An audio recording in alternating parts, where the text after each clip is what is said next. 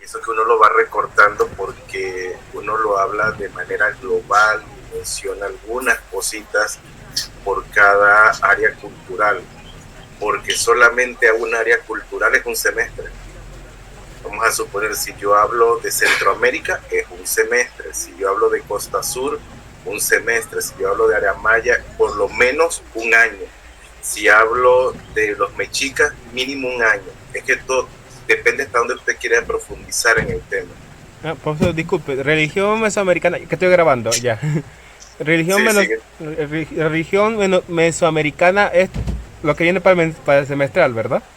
Sí, es Ok. correcto. Lo que es religión mesoamericana corresponde al tercer ejercicio, tercer parcial y es el temario para el semestral. ¿Estamos de acuerdo? Sí, profesor. Y además ya queda grabado para aquellos que llegan tarde, que lo puedan llegar a escuchar. Buenas noches, profesor, compañero. Buenas Ahí noches, César, ¿cómo está?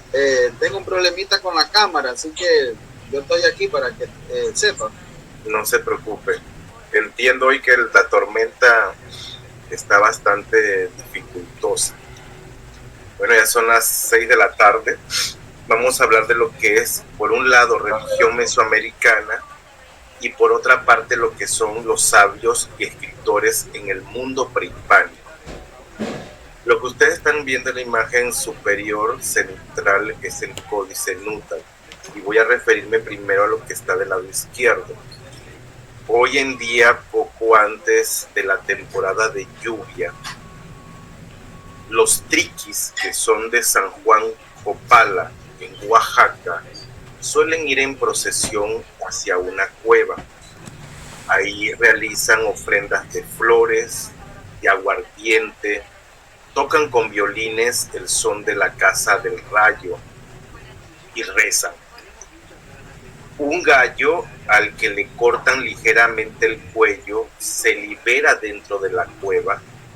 Es entonces cuando todas las miradas se concentran sobre los pasos del ave, pues la dirección que tome servirá para augurar las lluvias y las cosechas venideras.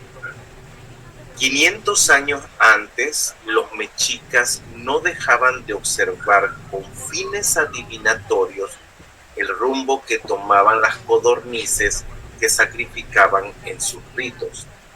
Y si nos remontamos en el tiempo, los habitantes de Teotihuacán también realizaban ritos en una cueva en forma de flor de 4 pétalos, como lo que ustedes ven del lado derecho. Eso es una flor, esa escultura, una flor de 4 pétalos, y cuyo acceso era un túnel de unos 100 metros de largo, como se observa en la imagen inferior central. Hacia el año 150 después de la era presente, aproximadamente, se construyó un pequeño santuario sobre la cueva, y más adelante este edificio fue cubierto progresivamente por uno de los monumentos más impresionantes de nuestro continente. Se los voy a señalar porque aquí tenemos dos perspectivas. Del lado izquierdo, esta es la pirámide del Sol, esta es la pirámide de la Luna, esta es la calzada de los muertos, aquí se encuentra el templo de Quetzalpapalot, aquí está lo que es la ciudadela, y más atrás aquí está el templo de Quetzalcóatl. Si me voy acá a la foto del lado derecho, esta es la pirámide de la Luna. A ver un momentito que se me está moviendo mucho esto. Aquí está el templo de Quetzalpapalot y aquí está el monumento de la pirámide del Sol, sobre la cual se construyó sobre una cueva dicha edificación. Una altura que tiene 75 metros y 365 escalones. Y así como los triquis usan las cuevas para conocer el futuro de sus sembradíos, los discos de pizarra que parecen espejos encontrados en la cueva de Teotihuacán podrían haber sido usados con fines adivinatorios. Ahora bien, la asombrosa continuidad de ciertos ritos o símbolos religiosos a lo largo de la historia mesoamericana no debe opacar la extraordinaria diversidad ni la compleja evolución de la religión de los antiguos mesoamericanistas. Las diferencias religiosas se reflejan particularmente en varios estilos. Ya vimos uno de ellos, ¿cómo se llama? El de la imagen superior izquierda.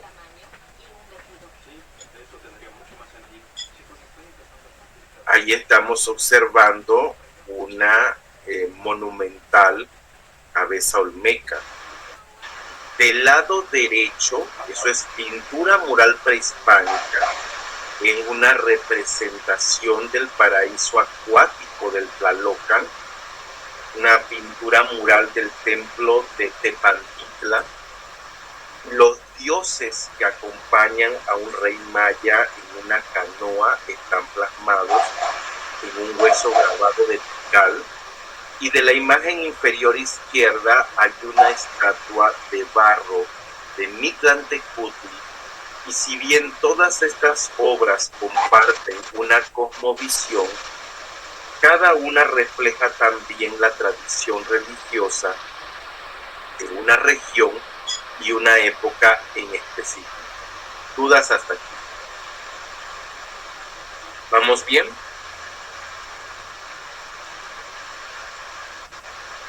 Con el tiempo, junto con lo que el doctor Alfredo López Austin llama el núcleo duro de la religión mesoamericana, se producieron cambios y evoluciones.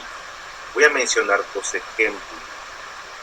En la zona maya, el culto, como el que ustedes ven del lado izquierdo, el culto a las estelas, el culto dinástico desarrollado en la época clásica, desaparecieron entre el final del siglo IX y el principio del siglo X. La imagen central que ustedes ven en un rostro, eso corresponde a el dios gordo, que fue venerado en Teotihuacán y en la costa del Golfo. No dejó huellas en la época postclásica, y otras deidades que ustedes ven en la pantalla, como Tezcatlipoca, que es el del lado derecho, o Huitzilopochtli, aparecieron entonces sin que se conozca sus predecesores en los periodos anteriores. Raquel, tienes el micrófono abierto. ¿Alguna vez habían visto estas representaciones escultóricas? No, sí lo había visto, profe, pero no sabía a qué deidad pertenecía. Imagínate, ya hablamos de un sinfín de dioses. El panteón mesoamericano es grandísimo. Yo nada más voy a ver algunos dioses. El códice de la derecha es el Feyerabadi Mayer. Y bueno, todo esto refleja la amplitud y complejidad del tema de la religión en Mesoamérica. Aclaro que este espacio geográfico que ustedes ven del lado derecho abarca la mayor parte de lo que los especialistas llaman Mesoamérica, es decir, desde lo que es el río Sinaloa, Lerma y Pánuco hasta Costa Rica, así como la parte norte de la República Mexicana. En cuanto a la religión de sus habitantes antes de la llegada de los españoles, además de las variantes regionales y temporales mencionadas, hay que añadir la omnipresencia de lo que nosotros calificamos como religioso en la vida de los antiguos mesoamericanistas. Y en efecto, cualquier actividad, desde las más relevantes, como por ejemplo la entronización de un rey, hasta las que parecían más triviales, como por ejemplo ir de cacería, tenían una dimensión religiosa fundamentada en mitos y requería ritos adecuados. Para acercarse a la religión mesoamericana, los especialistas recurren a una serie de fuentes que conviene examinar. De hecho, cada documento proporciona un tipo de información que necesita previamente un estudio crítico. Asimismo, cada vez se acude a fuentes de naturaleza diversa, arqueológica, antropológica, pictográfica, escrita, etnográfica, y cuya cuidadosa combinación arroja nuevas luces sobre numerosos aspectos de la religión de los antiguos mesoamericanistas. Si nosotros, por ejemplo, quisiésemos abordar un poco sobre la historia de Panamá del siglo XVI, por ejemplo, ¿a quién tendríamos que recurrir con relación a las fuentes? Si usted va a hacer una tesis de investigación o una investigación sobre poblaciones antiguas o de la colonia, ¿en quién tendríamos que recurrir en Panamá? ¿A qué trabajos? Les pongo como ejemplo, si en México se trabaja con las crónicas de Fray Bernardino de Sahagún o bien Fray Diego de Landa, ¿a quién le correspondería para Panamá? ¿Con qué fraile estaríamos trabajando? ¿Con qué escritos? Bartolomé de las Casas. Correcto, Fray Bartolomé de las Casas.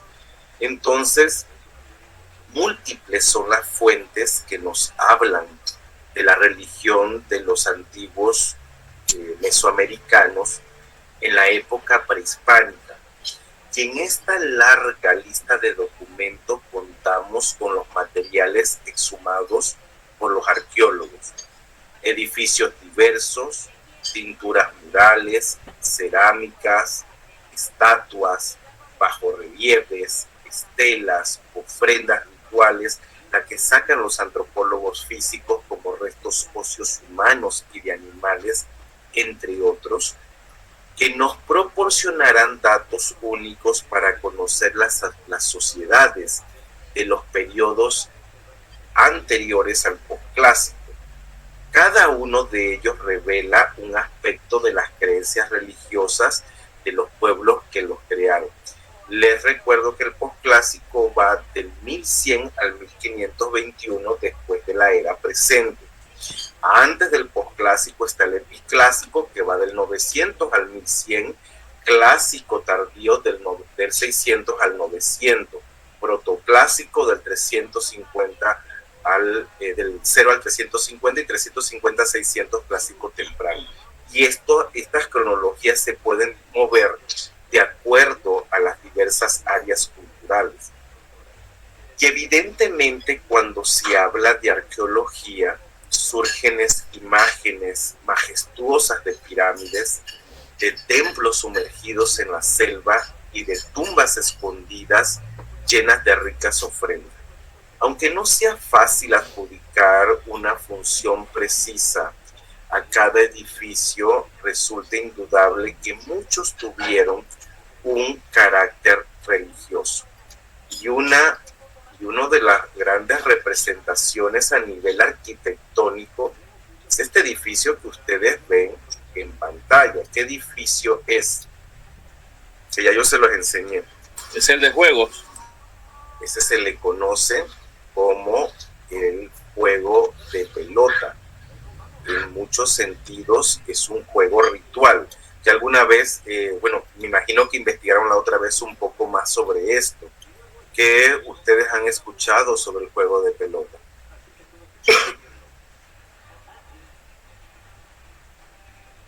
Bueno, entre las estructuras...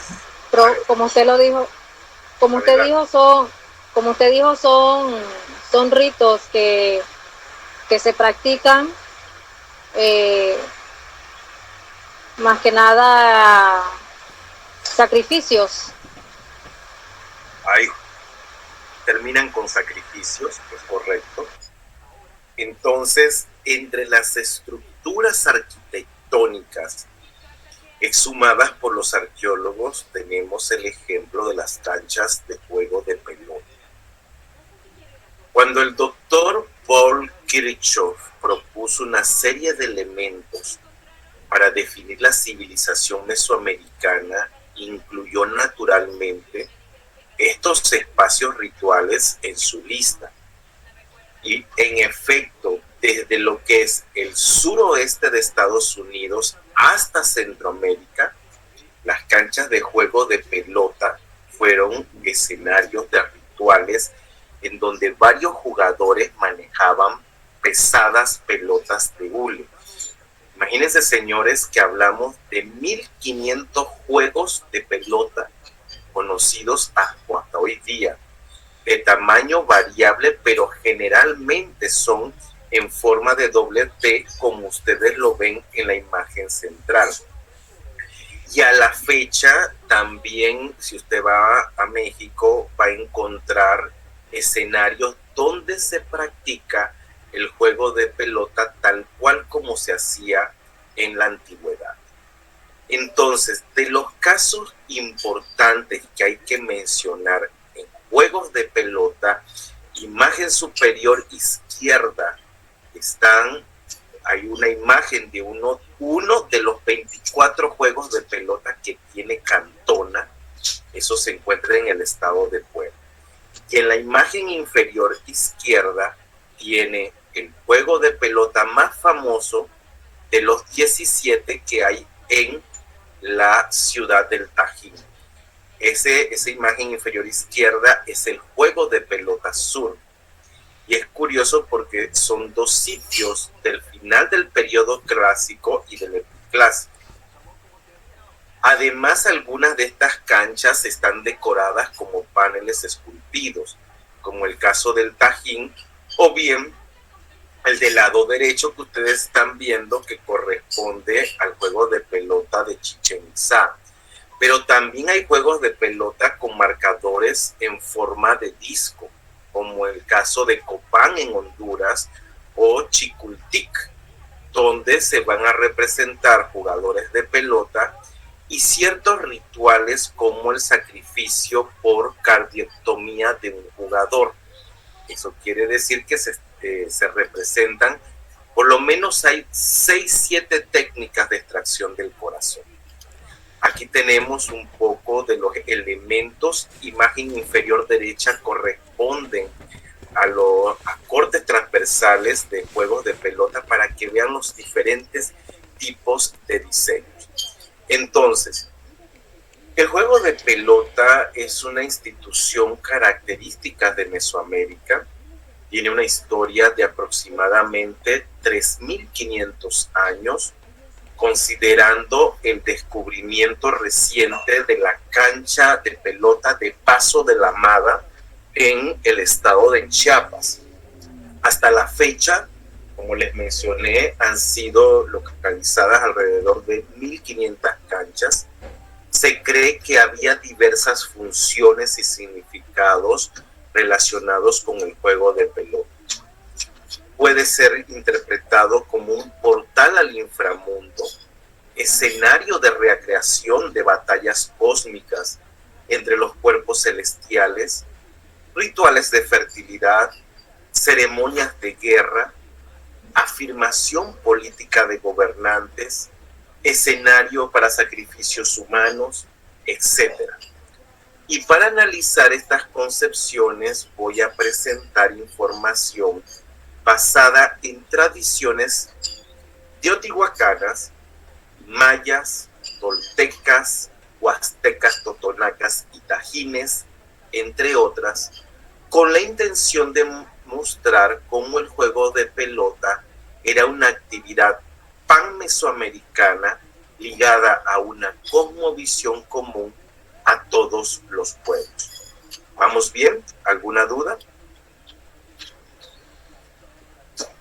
Esto es maya y vamos a empezar a revisar lo que el Popol Vuh, ahí la historia de la creación de la maya quiché, nos dice acerca del concepto de la muerte y del juego de pelota.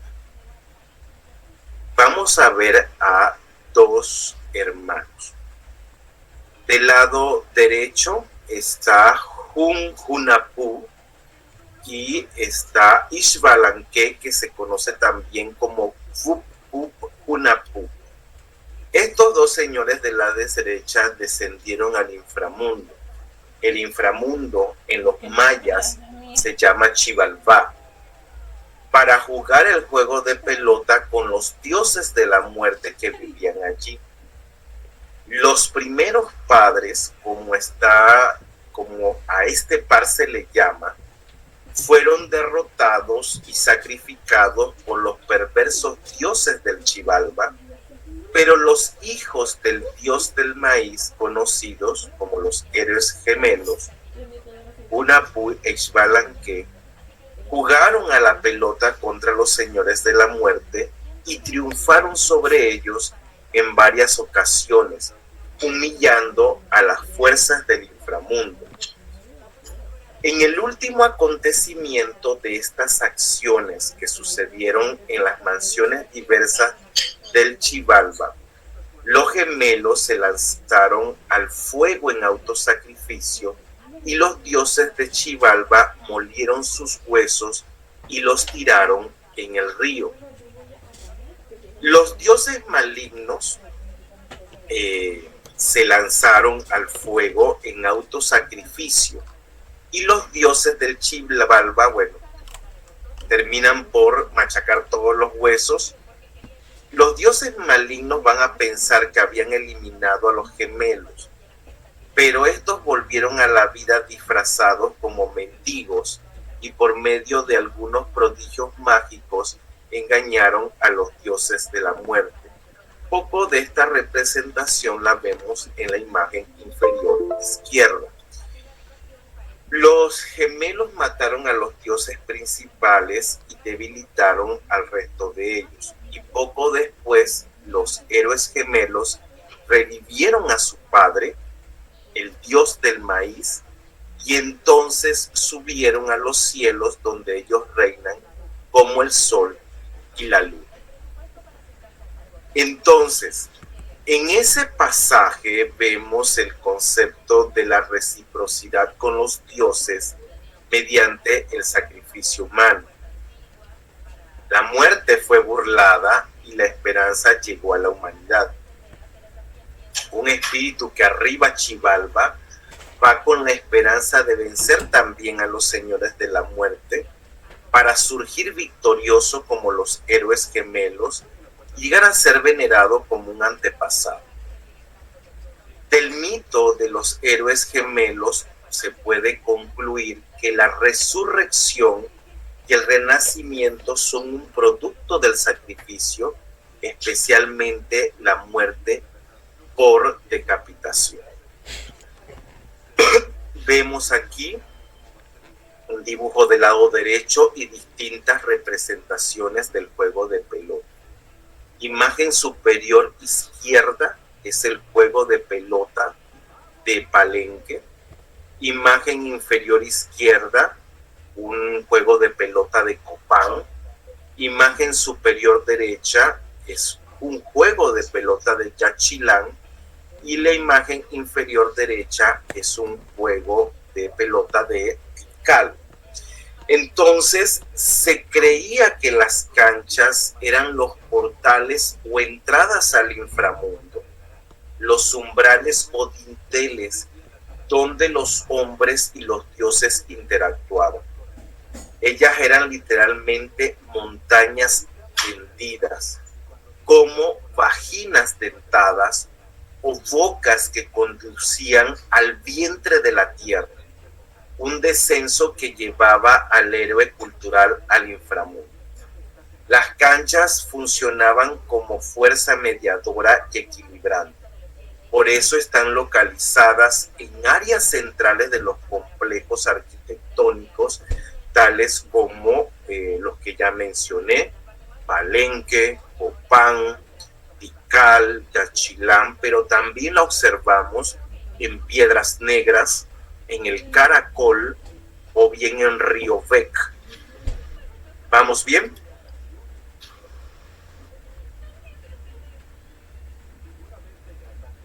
De imagen superior izquierda tenemos un juego de pelota de Toniná.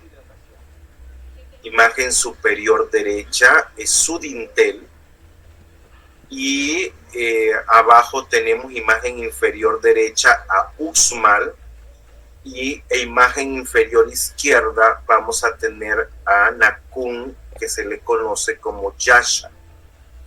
Entonces, en el pasaje sagrado de Toniná, el papel de la cancha de pelota es muy diferente. Allí la cancha está, es de hecho una plaza hundida. No sé si lo logran observar, tanto de la imagen superior izquierda como inferior izquierda se ven como plazas hundidas, que conecta el inframundo con el mundo medio, es decir, la superficie, donde la montaña primordial de la creación se localiza. Sobre la montaña está la Acrópolis, que a través de varias etapas constructivas con relieves relacionados al inframundo une a la montaña con el mundo sobrenatural del cielo y el sol. De este modo se observa cómo la morfología arquitectónica de las canchas indica su simbolismo.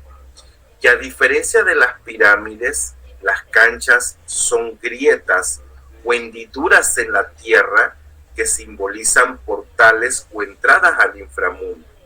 Además de esto, en algunos sitios la cancha se localiza en las partes más bajas, como la imagen inferior derecha de Uxmal o imagen inferior izquierda, como en el caso de Nakun. En Toniná la cancha está de hecho bajo el nivel de los otros edificios, lo que acentúa su papel como portal al inframundo. Y por lo menos en épocas tempranas, el juego de pelota no era un deporte, sino más bien un ritual que representaba la lucha de las fuerzas opuestas y complementarias del universo. Les pongo otros ejemplos. Lo que estamos viendo allí, que lo estoy señalando en rojo, son los marcadores. Entonces, el equilibrio de estas fuerzas creaba el orden y la estabilidad en el mundo. Este concepto se expresa en la dualidad de la vida y la muerte, el sol y la luna, el día y la noche, la luz y la oscuridad, el mundo humano y el inframundo, la masculinidad y la feminidad, el bien y el mal. Y basado en lo anterior, las canchas representan el universo y el juego de pelota es una metáfora para los movimientos de los cuerpos celestes, particularmente el Sol, la Luna y Venus. El movimiento de la pelota se puede interpretar como la representación del Sol, la luz, el día, la vida, viajando dentro y fuera del inframundo, que fue simbolizado por el estrecho callejón de la cancha. En casos como lo que es la Cuenca de México o el Altiplano Central, tendríamos a Xochicalco, o en área maya, Chichén Itzá, donde, como lo vemos en estos ejemplos, se tienen un marcador en forma de un anillo de piedra. El paso de la pelota por ese anillo era simbólico, representaba el momento en que la tierra se tragaba al sol, la noche, la oscuridad, la muerte. Y esto significaba el final del juego y el sacrificio subsiguiente de los perdedores a manera de ofrenda para que el sol renaciera al día siguiente y la vida continuara. Entonces, el renacimiento del sol en la mañana era el resultado de su triunfo sobre las lunas y las estrellas y toda clase de fuerzas de la oscuridad. Y eso explica por qué en el sitio maya de Cerros las canchas se relacionaban con la imagen de la cabeza cercenada del sol jaguar. Y esto para que el sol pudiera derrotar a los poderes del inframundo él necesitaba ser alimentado con sangre humana, lo cual, asociado a las lluvias, producía la germinación de las plantas. Así el juego de pelota se relacionaba con el universo mediante el sacrificio, la decapitación y la mutilación. Y además de las crónicas referidas anteriormente, podemos agregar, según la evidencia arqueológica y otros datos coloniales, que un número significativo de seres acuáticos vivían en las aguas pantanosas y estancadas en la superficie del inframundo. Este era el lugar donde las transiciones entre el mundo de la vida y el mundo de la muerte ocurrían. Los seres ubicados en ese umbral parecían moverse entre 2 y 3 dimensiones para demostrar su mutabilidad. Por ejemplo, la tortuga se conectaba con la transición entre la vida y la muerte, mientras que, por el ejemplo, el pájaro, en contraste, simbolizaba el mundo celestial. Dudas hasta el momento. ¿Vamos entendiendo? ¿Dudas? Profe, estos juegos de pelota, ¿cada cuánto ellos lo practicaban? Porque cada vez que había un perdedor eran sacrificios. Eso es prácticamente en fechas importantes dentro del calendario.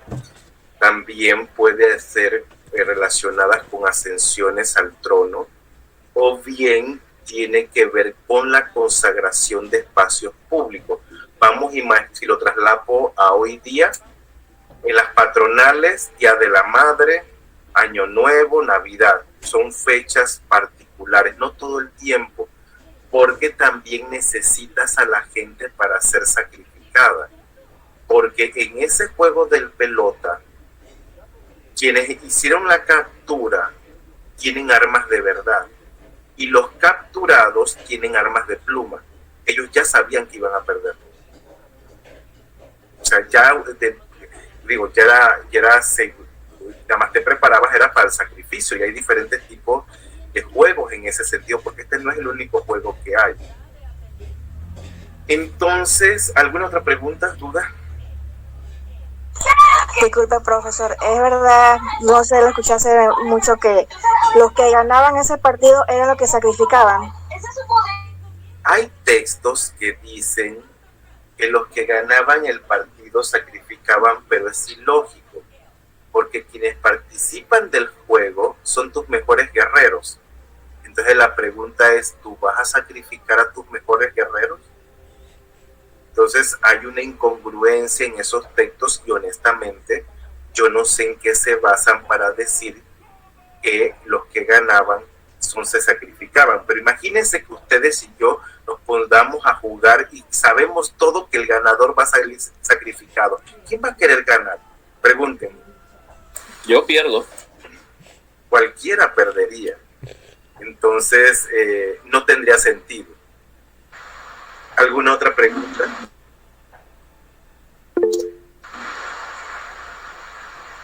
Profe, lo que pasa, no es pregunta, profe. Lo que pasa es que cuando estuve leyendo para lo de la investigación, en algunos textos sale esto relacionado a la pregunta que hizo la compañera, que dicen que los que ganan son los sacrificados, y en otros también aparece que los que se sacrifican son los perdedores, obviamente. Entonces, como usted dice, está esta contradicción entre los que ganan o los que pierden.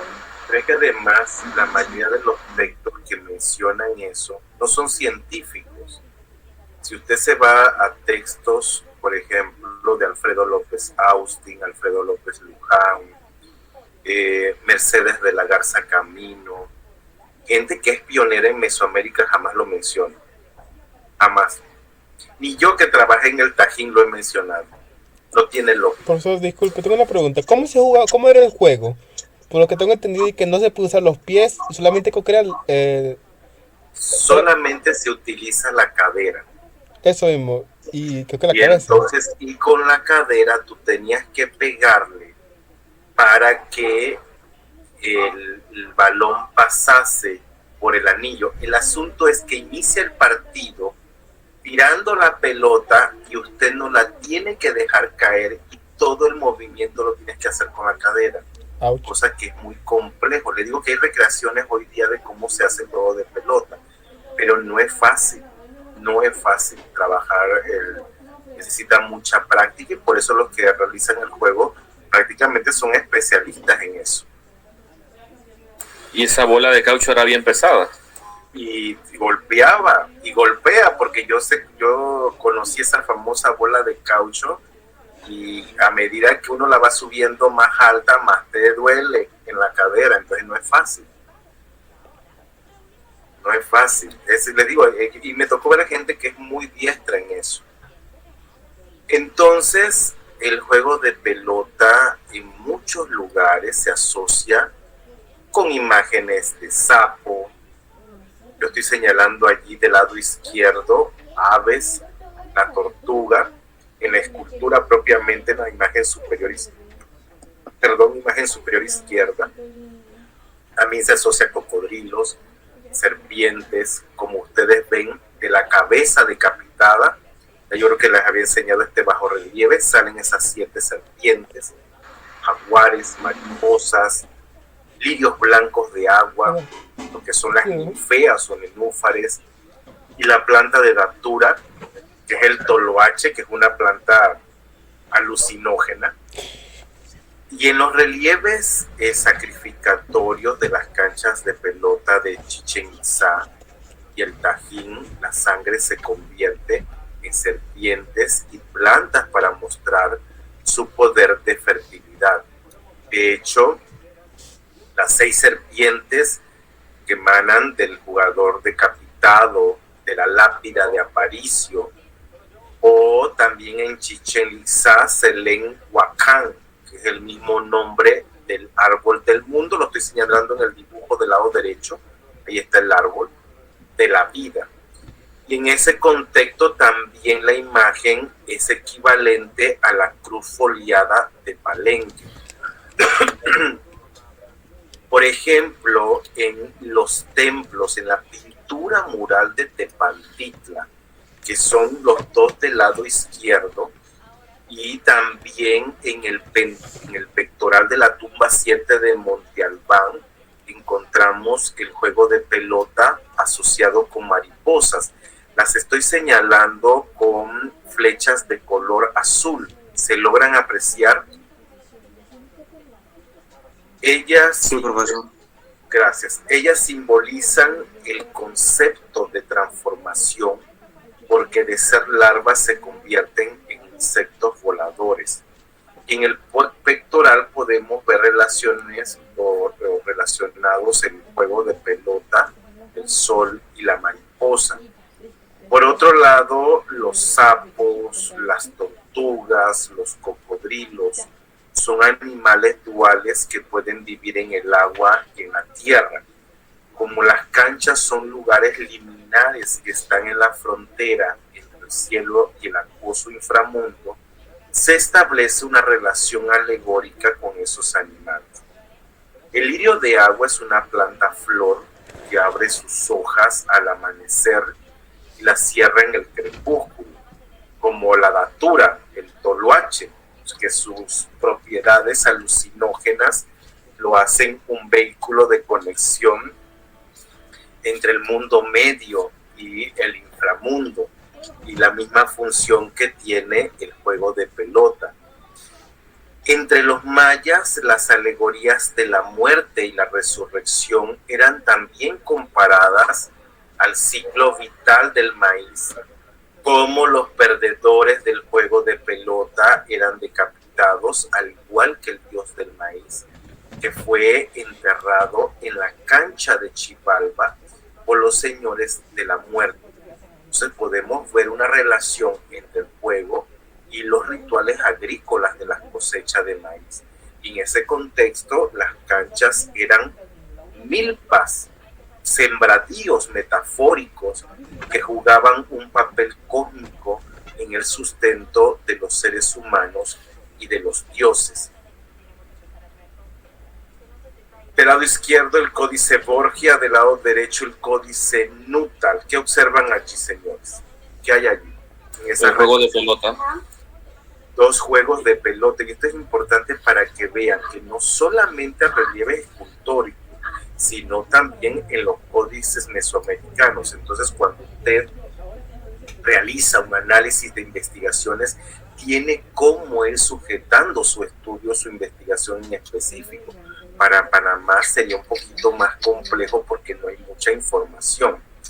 Yo me acuerdo que se habla de la cabeza como trofeo. En el juego de pelota, la cabeza, de hecho, la representación del sol. Hubo una tesis en la cual yo estuve presente, donde mencionaban que los dientes eran trofeos, pero sin ninguna sustentación teórica y metodológica. Por mí no hubiera titulado. Pero bueno, son cosas que pasan en la República de Panamá que son altamente cuestionables en los estudios. Ustedes deben reflexionar en su momento dado si van a hacer tesis. No sé qué otra opción, si hay prácticas de fin de carrera o prácticas profesionales para titularse. Habría que ver qué variantes tienen, pero vayan pensando en una buena investigación. Según el doctor Gerard Van Bussel, la palabra Om, que es H-O-M, en quiché significa tumba, pero también significa cancha, aspecto que refuerza la idea de las canchas como portales del inframundo. Del mismo modo, en el mito del Popol Vuh, los héroes gemelos descendieron al inframundo, jugaron la pelota y murieron allí, pero ellos resucitaron convertidos en el sol y la luna. El doctor Van Bussel muestra también la coincidencia de la palabra maya Kik-el, que significa sangre, hule, semen, sugiriendo que el juego de pelota puede ser una alegoría de la vida relacionada a la sucesión dinástica. También en náhuatl la palabra uli, pero es con doble L, solo que no se pronuncia uchi, sino uli, significa hule, caucho, y tiene la misma raíz que olin, otra vez con doble L, en vez de decir ojin, olin, movimiento. Por lo tanto, el movimiento de la pelota hecha de caucho, hule, representa el movimiento de las fuerzas opuestas del universo y su armonía y equilibrio. ¿Vamos bien? Voy a una de las tumbas más famosas de todo Mesoamérica, encontrada en la ciudad de Palenque. ¿Qué tumba es esa?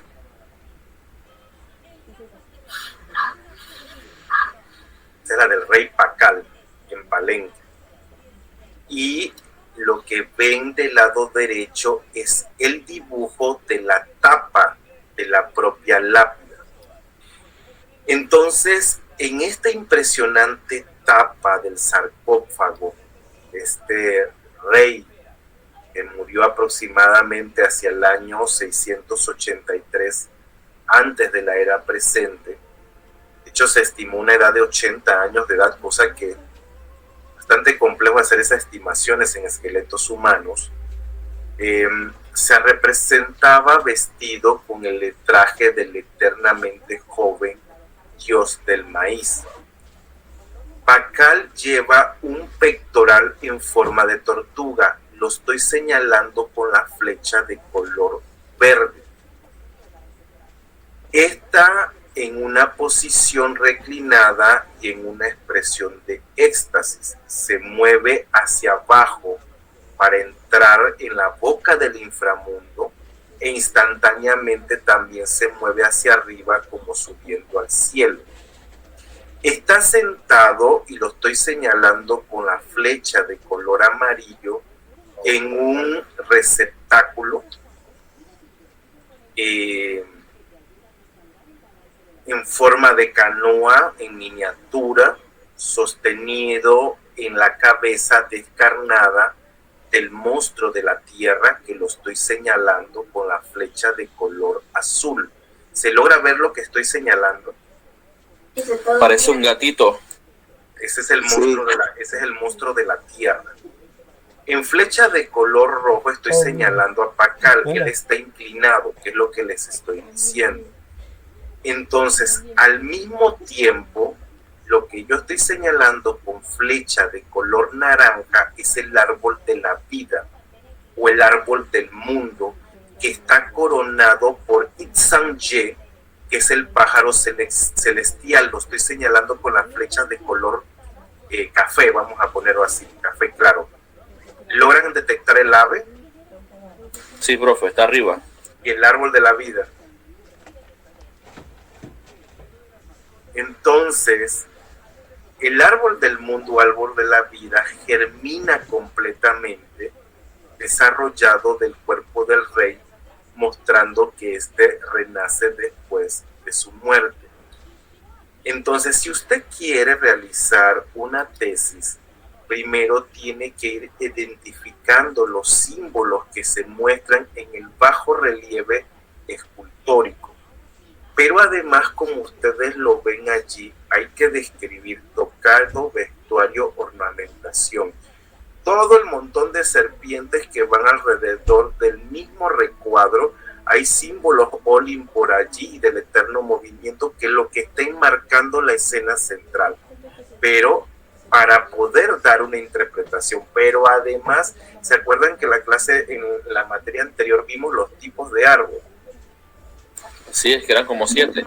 Aquí yo nada más ya se los resolví, que es el árbol de la vida, el árbol del mundo, pero hay que entonces comprender primero a nivel simbólico sobre las interpretaciones del árbol para poder explicar este árbol en particular. Si yo no les voy dando los elementos, ustedes hubieran entendido el bajorrelieve de lo que hay allí. No, que va. Quedaría solo interpretación. Es correcto, y eso no es el caso. Ahí está la tumba, el dibujo está del lado izquierdo. Lo que yo estoy señalando con la flecha de color amarillo es el templo de las inscripciones, que es la imagen del lado izquierdo y la profundidad donde se encontró el sarcófago de Pakal. Lo que estoy señalando en la flecha de color rojo, allá adentro está la tumba de la reina roja de Palenque. Y el edificio que yo estoy señalando con color azul, ahí está la tumba del gobernante de Pomoná.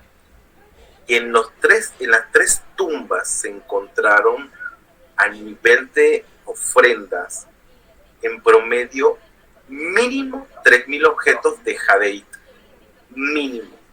Y eso está resguardado por el gobierno mexicano como oro en polvo. Obviamente que una parte de ella se muestra en los museos, pero no toda, porque no se tiene la infraestructura para resguardar. Entonces, en naranja tenemos el edificio de las inscripciones, el amarillo es el edificio 13 de la reina roja de Palenque, y en azul el gobernante de Pomoná, edificio número 2. Entonces, antes de morir e ir al mundo de los antepasados, Pakal, el rey de Palenque, planeó y ordenó la construcción del templo de las inscripciones, la cual inmortalizaría su memoria. Su estructura fue sostenida por la colina que ustedes ven atrás.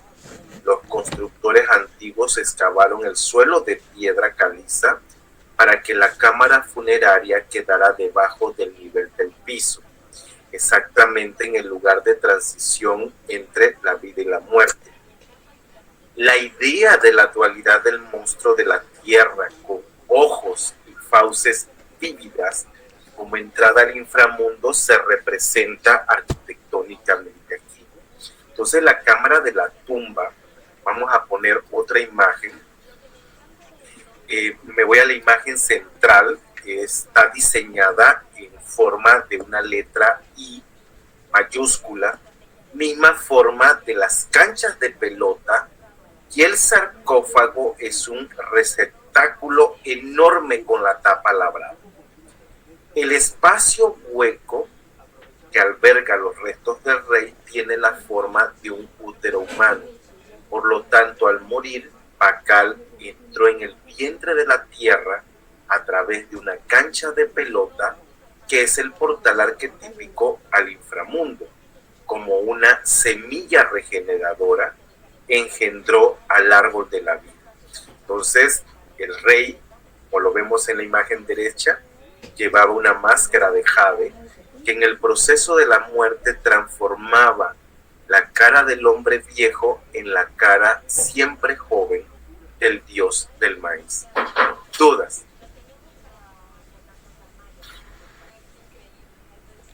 ¿Alguna duda? ¿Sabe por qué razón era la letra I o por qué se utilizaba eso? La letra I no hay una referencia sobre eso, nada más se refiere sobre todo a la forma. Esa forma T, tanto invertida como vista normal, para darle ese diseño a esos espacios arquitectónicos. Miren el bajorrelieve nuevamente. Quiero que lo vean con mucho detalle porque tiene cosas muy interesantes. Los mayas consideraban el ciclo de la vida y la muerte del hombre como uno de los diversos ciclos asociados con la naturaleza. El paso de los años y las estaciones, la puesta del sol que brillaría otra vez en el firmamento la mañana siguiente, siendo el juego de pelota una recreación de esto, la muerte de la vida vegetal en el invierno, o bien el subsiguiente renacimiento de la naturaleza en la primavera y en los varios movimientos de las estrellas. No obstante, el ciclo más importante era el del maíz, no solo como una metáfora de la existencia, la muerte y la renovación de la vida humana, sino por ser también la sustancia de la cual la humanidad fue formada. Y los mayas creían que la sangre que circulaba por las venas del ser humano era la masa de maíz que los dioses usaron para crearlos. Entonces, el maíz era abundante en las montañas sagradas y el hombre garantizaba su crecimiento ofreciendo sangre humana a los dioses. Cuando un gran personaje moría, era enterrado en la base de una pirámide, montaña primordial simbólica. Reposaba en el vientre de la tierra como el maíz que él había emulado en vida, que era la semilla del renacimiento y la recreación. Y como ha sido indicado por el Popol Vuh y la evidencia arqueológica, el juego de pelota se convierte en la metáfora de la vida, de la muerte y de la regeneración, ciclo total de la vida, y los héroes gemelos resucitan a su padre, el dios del maíz, en la cancha de la muerte. ¿Qué estoy señalando con las flechas de color rojo?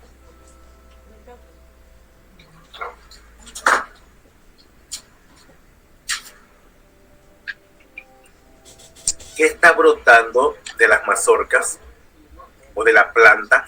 Parecen personas. Personas, es correcto, de la planta del maíz. ¿Qué estoy señalando con la flecha de color naranja? Ya lo había indicado ahorita, en otro bajorrelieve. Parece que ese es el pájaro celestial Itzanye. ¿Qué estoy señalando con la flecha de color amarillo? El monstruo de la tierra. ¿Y qué estoy señalando con la flecha de color verde? ¿Qué es eso?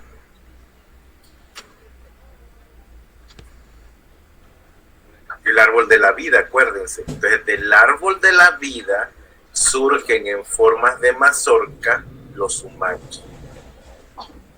Por eso, al pueblo mexicano se le conoce como pueblo del maíz y se sienten muy orgullosos de serlo.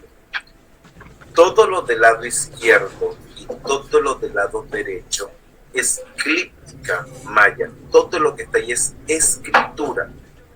Pero bueno, ya llegaremos a su momento a verlo. Pero es como, si usted quiere convertirse en especialista en clíptica, es como un álbum de figuritas. Usted se tiene que aprender cada cartucho glífico y poner abajo la interpretación que significa cada figura. Es bastante, nada más conozco 3 especialistas vivos en clíptica maya. No es cualquiera que hable de clíptica. Tenemos otro bajorrelieve, el sacrificio producido por el juego de pelota, es la manifestación de la muerte, el preludio necesario a la vida, la contienda entre los señores de la muerte y el rey, un juego mortal en el que éste triunfará al igual que los héroes gemelos ancestrales. La recompensa para los gemelos es la apoteosis, la divinidad.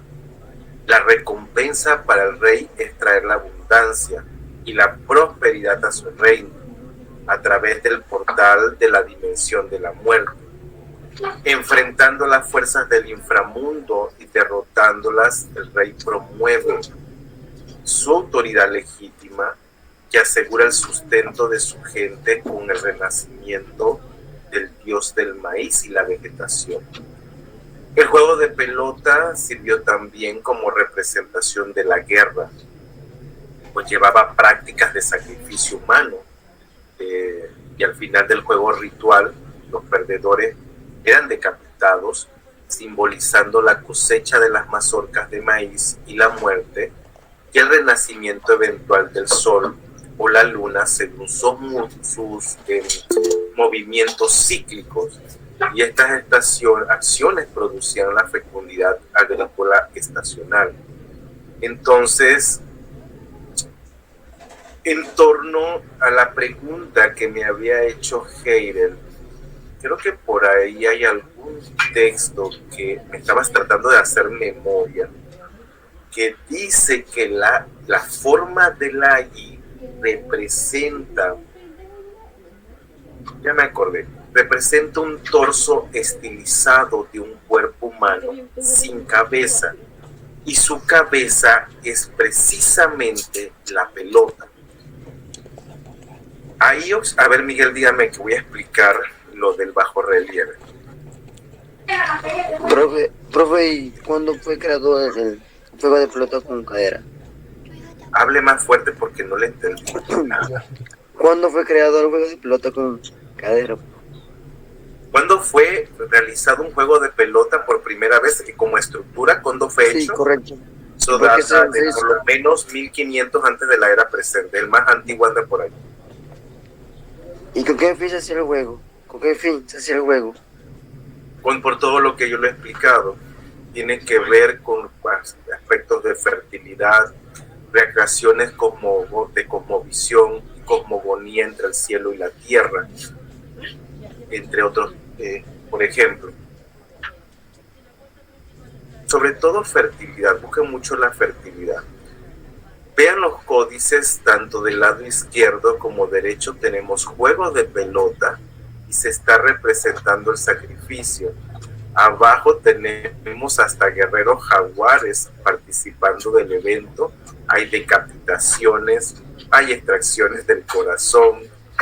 Del lado derecho, un bajorrelieve que creo que también se los había enseñado antes. Tenemos la cancha del juego de pelota. En el centro se ve la cabeza abajo de la persona decapitada y del mismo cuello están surgiendo las 7 serpientes. En la estructura, imagen superior, en la parte derecha de del mismo dibujo, se ven los sacerdotes. Tenemos un gobernante del lado izquierdo del linaje 13 conejo, que está también arriba de la estructura, y finalmente un sacerdote en el centro. Hay dos en el mismo juego de pelota. La persona en particular que está siendo decapitada está sobre una piedra de sacrificio y pues proceden a decapitar. ¿Vamos bien?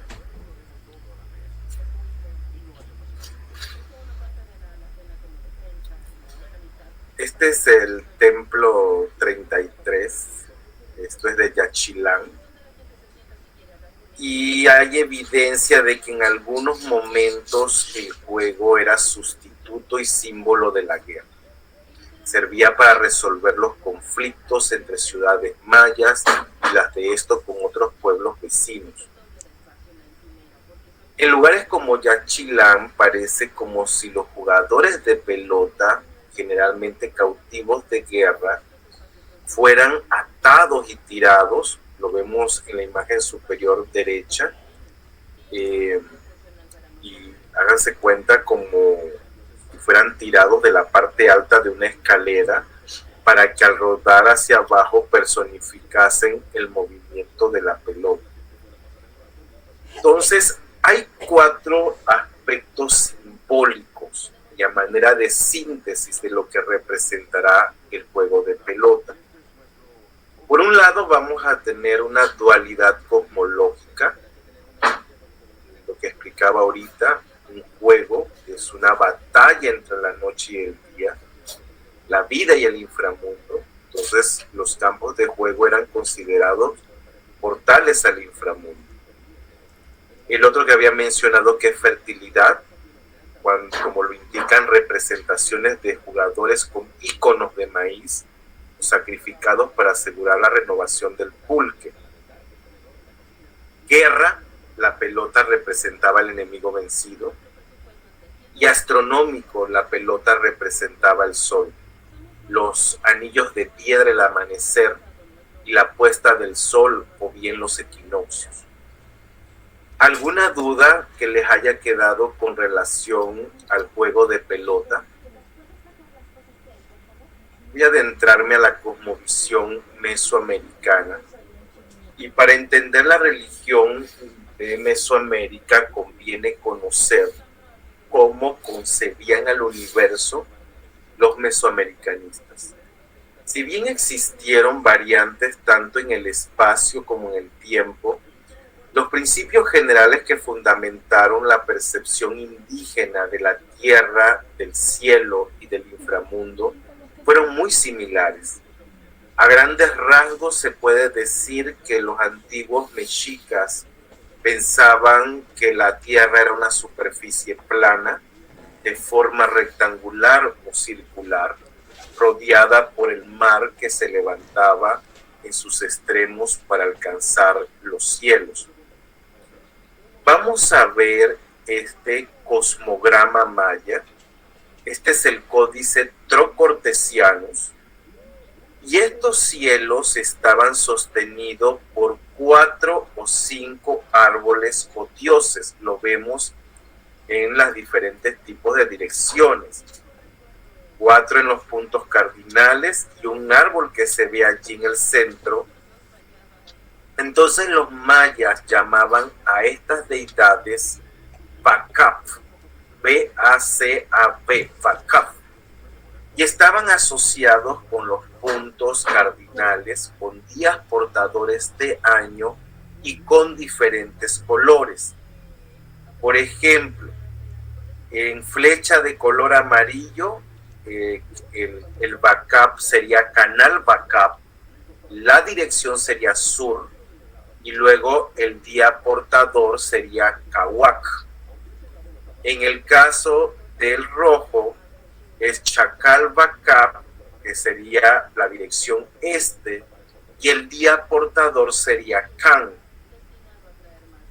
En blanco, que estaría el norte, el Bacab sería Sacal Bacab, y el día portador sería Muluk. Y finalmente en la flecha de color negro estoy señalando la dirección oeste. El Bacab sería Ekel Bacab y el día portador sería Lamat. Y el árbol central que se está representando allí es la ceiba. Vamos a ver otro códice que es el Borgia. Ya me estoy moviendo hacia el altiplano central, para que vean que son muy parecidos o tienden a parecerse los cosmogramas. Los 4 Bacab se confundían con los dioses de la lluvia y del viento, y eran patrones de la apicultura. Entonces, en la cuenca central, estos 4 portadores del cielo van a estar representados no solamente en el Códice Borgia, sino también en el Códice Vaticanus 3773. Ahí lo que ustedes están viendo son los dioses Tlahuizcalpantecutli. Aparece también Chihuetecutli, que se le conoce con el nombre de Otontecutli. Está Quetzalcóatl y Mictlantecutli, que son también asociados con los puntos cardinales.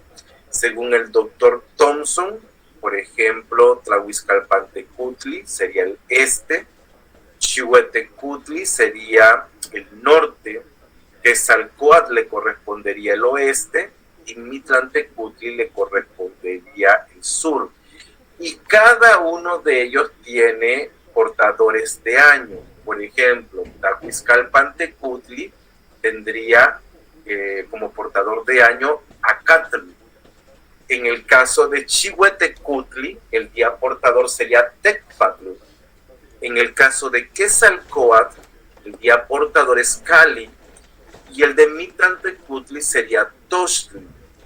Además, tenían vínculos con las estrellas y con los seres llamados Sisisime, que iban a descender al fin del mundo o durante los eclipses para devorar a los hombres. Ya veré ahorita con más calma cada uno de los dioses para que los vayan identificando. La noción que tienen estos dioses es de sostenedores del cielo y se conserva de hecho en varios grupos indígenas actuales. Por ejemplo, los huastecos de San Luis Potosí consideran que 4 hombres que murieron ahogados están encargados de esta tarea y cada año 4 nuevos ahogados los estarán sustituyendo. ¿Dudas? Empiezo, todo lo que ustedes ven del lado izquierdo en cuadritos, todo eso son días y van pasando los portadores de año. La primera deidad que les voy a hablar, ¿alguna duda antes de entrar al dios? ¿Vamos bien? Estos son los códices Cospi Borgia. La deidad es Tlahuizcalpantecutli. Se le conoce como el Señor del Amanecer. Era un dios mesoamericano que representaba un aspecto amenazante de Venus, la estrella de la mañana, y era uno de los 4 dioses que sostenían el cielo. Los pueblos de la antigua América creían que sus rayos podían dañar a las personas, los cultivos y las fuentes de agua. Entonces Tlahuizcalpantecutli desempeñaba un papel fundamental en el mito de la creación mexica, y él era el 12º de los 13 señores del día del calendario mexica. Entonces cada aspecto de Venus, o sea la mañana y la tarde, se manifestaba en la forma de 2 antiguos dioses mesoamericanos. Uno muy poderoso, que es la serpiente emplumada Quetzalcóatl, y su compañero canino Xolotl. Quetzalcóatl representaba a Venus como la estrella de la mañana y Xolotl la representaba como la estrella de la tarde. Y en la típica dualidad mesoamericana, Tlahuizcalpantecutli se imaginaba como ambos y como el hermano gemelo de Xolotl, por lo que sobre todo representaba el aspecto de estrella matutina de Venus que se considera amenazante. Entonces los pueblos mesoamericanos consideraban al lucero del alba especialmente peligroso cuando aparecía por primera vez sobre el horizonte cada año. Me refiero en su salida helíaca.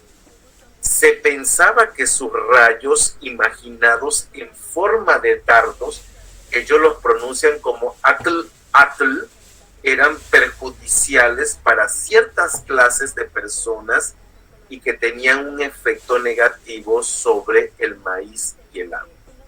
Entonces, Tlahuizcalpantecutli era uno de los 4 portadores del cielo, los dioses que sostenían al cielo.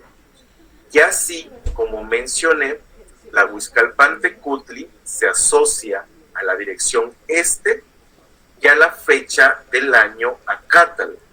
Entonces, los portadores del cielo pueden haber ayudado al cosmos sosteniéndolo, pero tenían otro aspecto menos caritativo durante los eclipses y lo que es la ceremonia mexica del fuego nuevo para renovar el sol cada 52 años. De hecho, esto es un tipo de calendario. Hay un calendario de 52 años que es el del fuego nuevo. Entonces, se unieron a los Sisimime, demonios estelares que podían descender, devorar a la humanidad y destruir el mundo si el sol no regresaba. ¿Se entendió la importancia de Tlahuizcalpantecutli? Usted agarra cualquiera de los dioses que tanto nos han hablado de Grecia, de Roma, póngale a Quetzalcóatl y no hay una deidad tan bien descrita como esta en este mundo, y ni tan poderosa como él, ni los dragones chinos. ¿Alguna duda? No duda, profe, pero está complicado aprenderse todos esos nombrecitos. ¿Te parecen? Vamos a ver a otra deidad. Este que ustedes están viendo es Xiuhtecutli. Déjenme escribírselo para que sea más fácil que ustedes tengan los nombres. Casi todos terminan en Cutli o algo así. A ver, espérenme un momentito. Este es Xiuhtecutli. Que se me va el mouse. A ver un momento para escribirle. Quiero escribirle el otro, pero el mouse no me reacciona.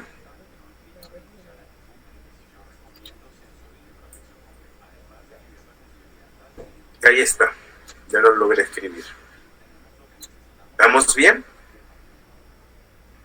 Apúntenlo para que lo tengan ahí a la mano. El que yo hablé ahorita es Tlahuizcalpantecutli. Y ahorita estoy con Xiuhtecutli. ¿Estamos bien? Además no es tan difícil la pronunciación, Tlahuizcalpantecutli, o sea, no hay problema. ¿Estamos bien? Eso es un trabalengua al principio, profe. Usted porque está acostumbrado.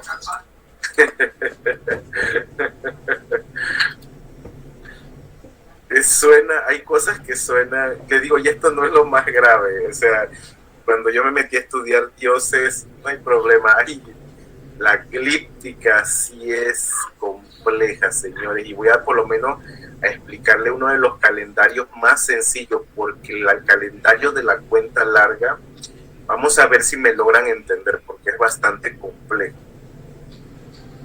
Y todavía lo interesante es que el calendario de la cuenta larga continúa, que eso lo hace extraordinariamente maravilloso. Tenemos allí del lado izquierdo el Códice Borgia, una representación del Xiuhtecutli.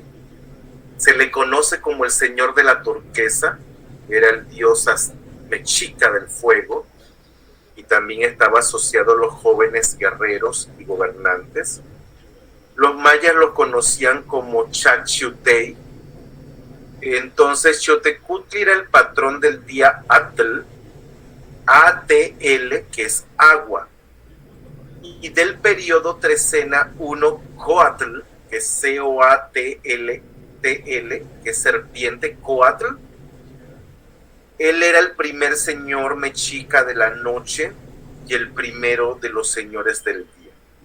Su nahual o espíritu animal era Chihuacoatl, o la serpiente de fuego, y su número especial era el 3, porque en los hogares tradicionales mesoamericanos habían 3 fogones.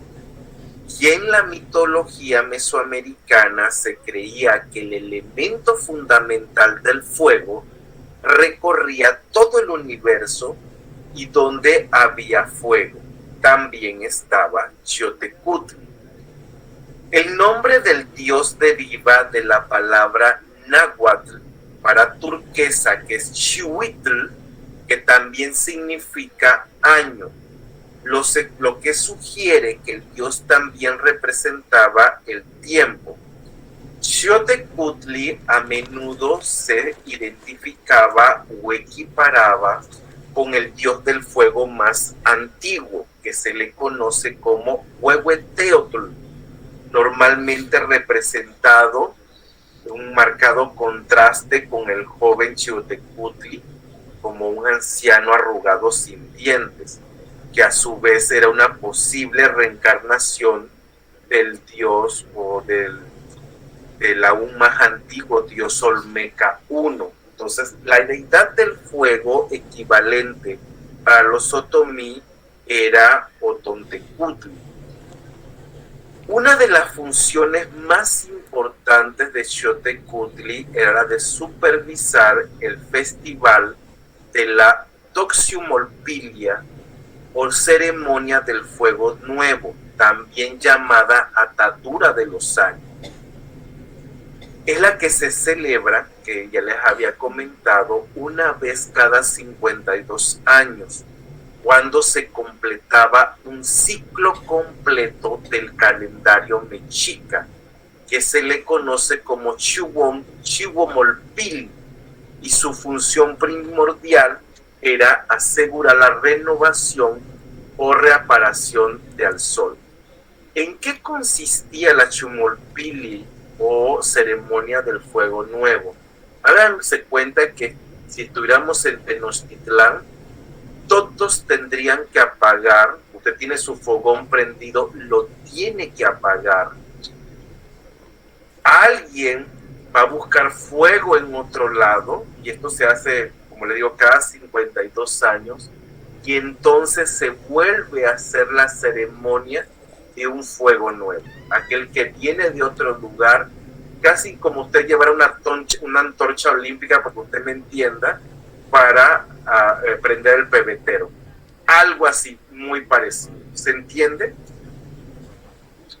Y la máscara del lado derecho es una representación de esa deidad encontrada en un entierro prehispánico. Y bueno, para mí esta es la deidad más fuerte de todas, no hay ninguna como ella. Este es el Códice Borbonicus. Lo que ustedes ven allí es una representación del calendario. Ya les iré explicando cada uno de esos cuadritos. Déjenme buscar una flecha. Creo que es más fácil. Profe, ¿cómo se llama esta deidad? Quetzalcóatl. Ahorita se lo escribo. Espérenme un momento. Voy a buscar una flecha para que me entiendan cómo viene este calendario. Bueno, yo el calendario lo explicaré con más calma. A ver si no se trabó esta cosa. Ok.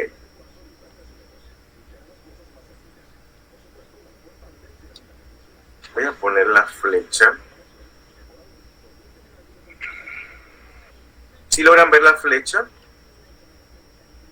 Esto es 1, esto es 2, 3, 4, 5, y miren la otra representación que va arriba. 6, 7, 8, 9, 10, 11, 12, 13. Pero como les digo, esa es otra historia. Pero nada más para que vayan entendiendo un poquito las trecenas en lo que es la pronunciación. El asunto de Quetzalcóatl, que es conocido, a ver, déjenme apuntárselo y llevárselo acá. Quetzalcóatl, y también se le conoce como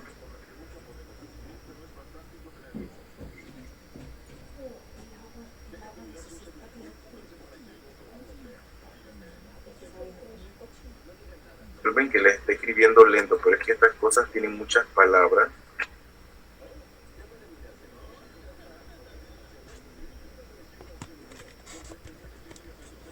Ahora sí, así se conoce también. Se conoce como Eecatl, Quetzalcóatl o Quetzalcóatl. Ahí tenemos dos fusiones de dos deidades. Quetzalcóatl era uno de los dioses más importantes de la antigua Mesoamérica. Es el dios conocido como la serpiente emplumada. Coatl, acuérdense, es serpiente. Quetzal, obviamente que es un ave, el quetzal. Entonces tenemos serpiente emplumada. Y si le colocas Eecatl a un lado, es serpiente emplumada más una deidad del viento. Entonces el dios conocido como serpiente emplumada, una mezcla de pájaro y serpiente cascabel, su nombre es una combinación de las palabras náhuatl para el quetzal, el pájaro, emplumado esmeralda, y coatl o serpiente. También fue conocido como Culculcán para los mayas, Cucumats para los quichés de Guatemala y Ecatl para los huastecos y totonacos del Golfo de México. Entonces se le considera el dios de los vientos y la lluvia, el creador del mundo y la humanidad. En el centro de lo que es la cuenca de México, desde el año 1200 antes de la era presente, también se le consideraba el dios guardián de los sacerdotes y los comerciantes, y se le consideraba el dios del aprendizaje, la ciencia, la agricultura, las artesanías y las artes. También inventó el calendario, se identificó con Venus, la estrella naciente de la mañana, se le asoció con las zarigüeyas e incluso descubrió el maíz con la ayuda de una hormiga roja gigante que le llevó a una montaña llena de grano y semillas. Entonces, por lo que ya les describí, Zeus, Odín, Júpiter se quedaron cortos, porque Quetzalcóatl es un dios creador. En el periodo posclásico tardío, desde el 1200 antes de la era presente, en lo que es la cuenca de México, el dios llegó a estar fuertemente asociado con el viento, como un proveedor de nubes de lluvia, y como dios creador Quetzalcóatl. Y en la tradición náhuatl posclásica, Quetzalcóatl es también el creador del cosmos junto con su hermano Tezcatlipoca o Huitzilopochtli, y es uno de los 4 hijos de Tonacateputli y Tonacacacihuatl, los dioses creadores originales. Y después de esperar 600 años, esta pareja envejecida instruyó a Quetzalcóatl para crear el mundo. En algunas versiones del mito, Quetzalcóatl y Tezcatlipoca luchan repetidamente entre sí, y como consecuencia las 4 eras son creadas y destruidas con cada batalla sucesiva entre los dioses. ¿Dudas? ¿Se entiende esto? Sí, profe, solamente, bueno, no sé si va a terminar la otra deidad para preguntarle por los puntos cardinales. Los puntos cardinales, le vuelvo a repetir, así bien, háganse cuenta que el canal Bacap le corresponde el sur, el Chacal Bacap le corresponde el este, el Zacal Bacal el norte y el Equel Bacal el oeste. Entonces, con relación a las deidades que mencioné, lo que es el este le corresponde a Tlahuizcalpantecutli, el norte le corresponde a Xiutecutli, el caso del oeste le corresponde al que ven en pantalla, que es Quetzalcóatl, y el sur le corresponde a Mitlantecutli. ¿Estamos bien, señores? Bien, profe, solamente si me escribe la última deidad. Este es Mitlantecutli. Sí, el último, el que es con el sur.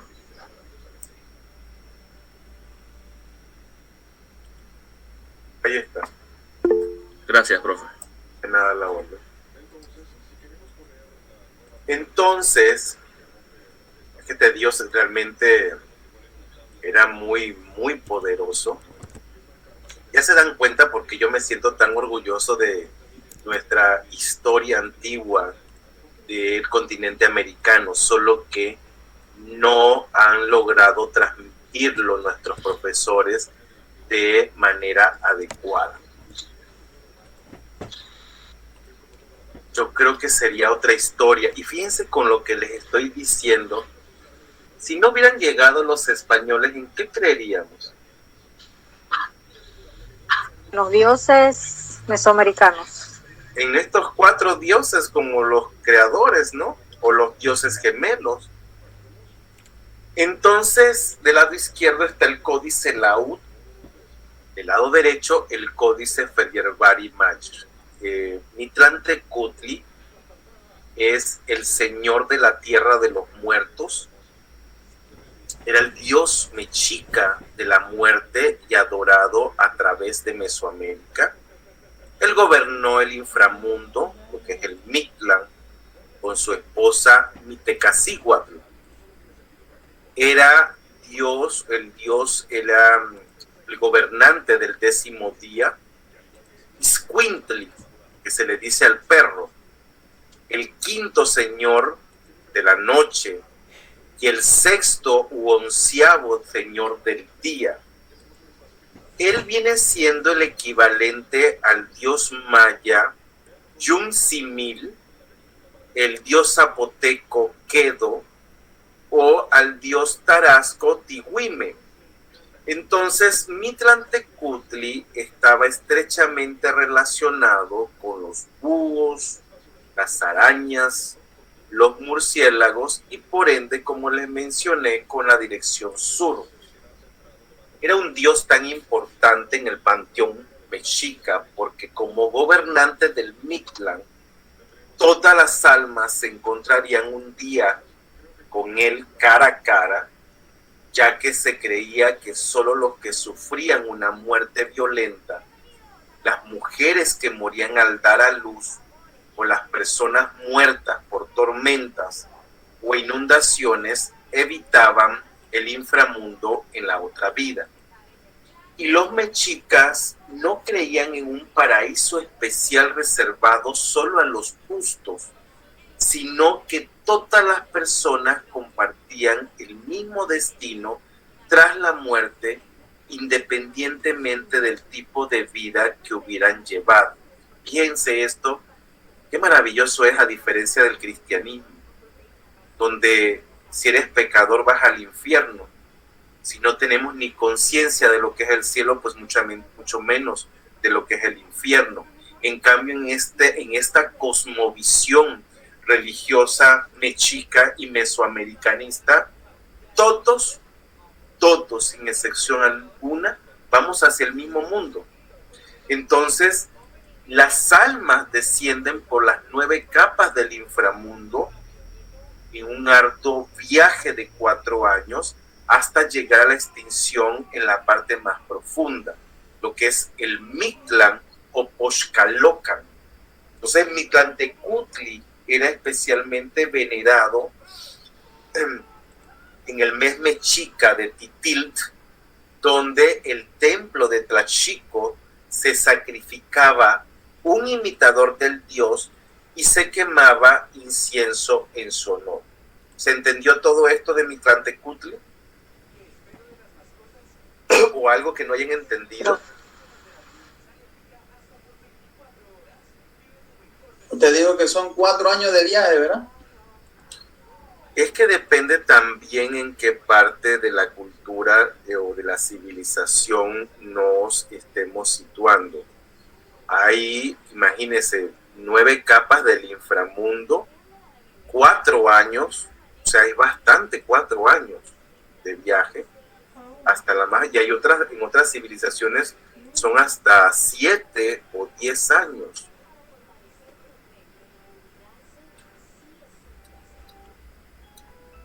Voy con un mito de creación, Códice Borgia.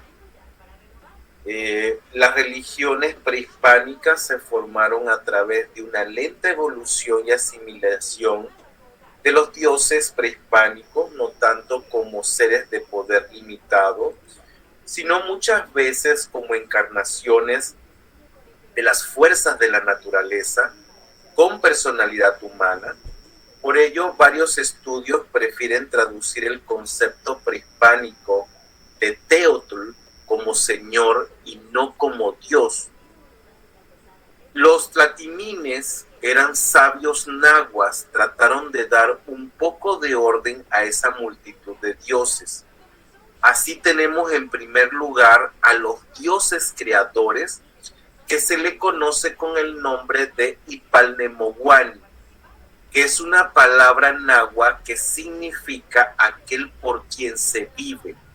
Y dado que en náhuatl no existe el plural más que para los nombres de cosas, se ha especulado mucho sobre una posible tendencia monoteísta de los mexicas, aunque esta interpretación puede estar originada por la influencia monoteísta occidental al no valorar la importancia en la cultura náhuatl del concepto de dualidad creadora. ¿Vamos bien hasta allí? Tlatimines, sabios nahuas. ¿Vamos bien? Teotl, acuérdense que no se traduce como Dios, sino como Señor. Y el principio de la dualidad creadora es Ometeotl. Entonces, los dioses creadores, en primer lugar, fue el que acabo de mencionar. Ometeotl, que es el principio de la dualidad creadora, que a su vez se engendraba en sí mismo como origen, y en efecto a Ometecutli, que es un elemento masculino de origen, y Omecihuatl, que es el elemento femenino de origen. Vamos a verlo en esta foto.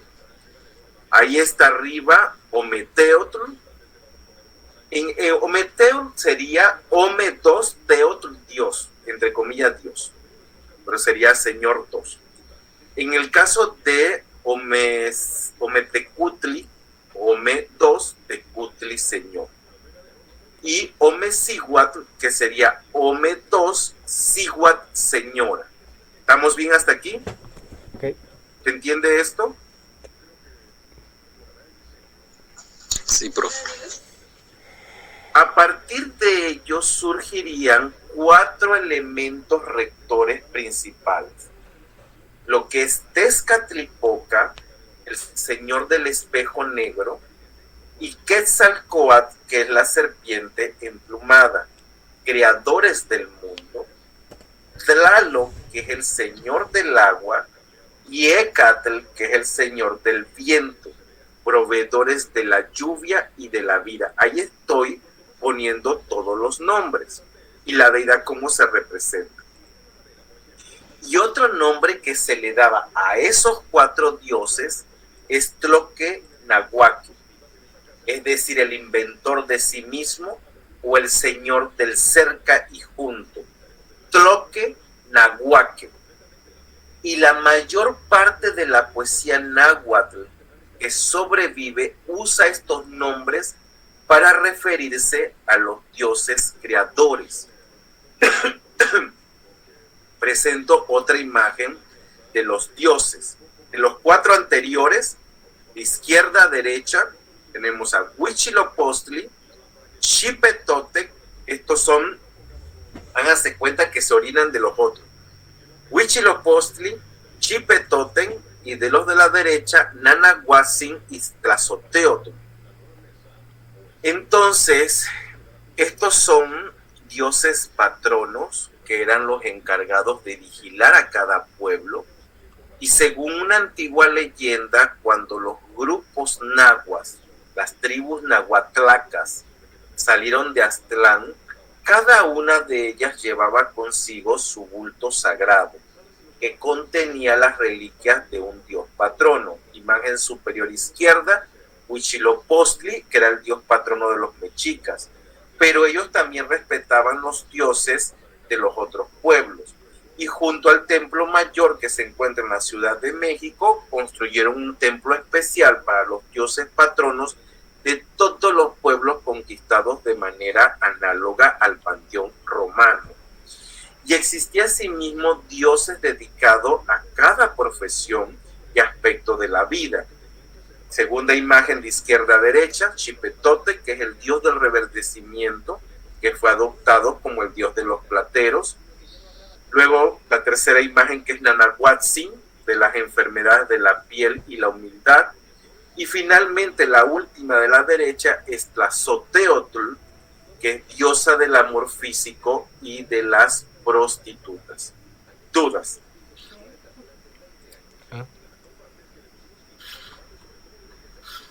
Aquí me voy a quedar porque lo que viene es la leyenda de los quintos sol, de los 5 soles. Nada más se las voy a enseñar. Ya yo había enseñado esta piedra. ¿Qué piedra es esta? La piedra del sol, profe. El nombre correcto, piedra del sol, mal llamado el calendario azteca. Comenzando que nada de lo que hemos hablado es azteca. Los aztecas llegaron mucho tiempo después de haber construido la gran ciudad mexica. Y acuérdense que ya les he dicho que es un gran error de los libros de historia de Panamá. Entonces, esta es la piedra del sol, un calendario también que se le considera solar. Y les explicaré qué explicación tiene la piedra a nivel central. Todo el cartucho. ¿Alguna duda, comentario o algo que no les haya quedado claro? Sí, profesor. Sobre lo del juego de pelota, se asocia con la película de Apocalipsis, que al final tenían un siembro de maíz y todo lo demás. Esta película, honestamente, yo nada más vi pedacitos porque hay cosas que son interesantes en las recreaciones y sí me tocó ver lo de la milpa de maíz al finalizar, cuando un tipo va corriendo que lo quieren matar. Pasa de hecho por un sembradío de maíz. ¿Alguna otra duda? ¿Tienen clase ahorita? Educación física, dice el horario. ¿Y cómo se practica educación física por internet? Buena pregunta. Interesante. Pura Solo teoría. teoría, profe. Profe, buena pregunta. La respuesta es aún más interesante. No. Ni modo, es que lo que me imagino es que la persona está saltando en su pantalla y ustedes del otro lado también están haciendo lo mismo. Me imagino algo como eso, ¿o no? ¿Así, profesor? No, nada de eso. Y Solo no, teoría. Profesor, recuerde que cada juego, cada deporte tiene su regla. Así, profesor, mira, ¿ves? Saltando. Ay, no, qué pereza, discúlpenme, pero bueno. Que les tengan una excelente semana, que les vaya muy bien y nos vemos. Creo que la otra semana tenemos el parcial, así que bueno, cuídense mucho y buenas noches. Le encargo a Brian el video, muchas gracias también por su apoyo. Ok, profesor, pero el parcial para, ¿qué número de clase es? ¿Ah? ¿Qué número de audio es? ¿El 4 o el 5 o este audio? Esta clase corresponde a la octava o novena. Póngale clase octava, pero póngale el clase para semestral. Ok. Clase semestral 1 o clase parcial 3-1, como usted quiera. Póngale clase semestral. Okay, yo voy a avisar hasta dónde es el ejercicio. Ok, profesor. Profe, pero el ejercicio es solo de esta clase. Sí. El ejercicio 3 es de esta clase. Okay, Y el parcial 2 es de lo que vimos anterior. El parcial 2 es lo del anterior. Este es el inicio de lo que es ejercicio 3, material para el parcial 3 y el material para el semestral. Yo se los quiero entregar lo más pronto posible para que por lo menos estudien con anticipación igual que la vez pasada. Ok, profesor. Entonces, así se llama clase parcial 1. 3. Tres. Acuérdense que todo es 3. Ok, parcial 3. Ok, profesor. Muchas gracias. Que les vaya bien en su clase de educación física. Hasta pronto. Gracias, profe. Buenas noches a todos. Buenas noches.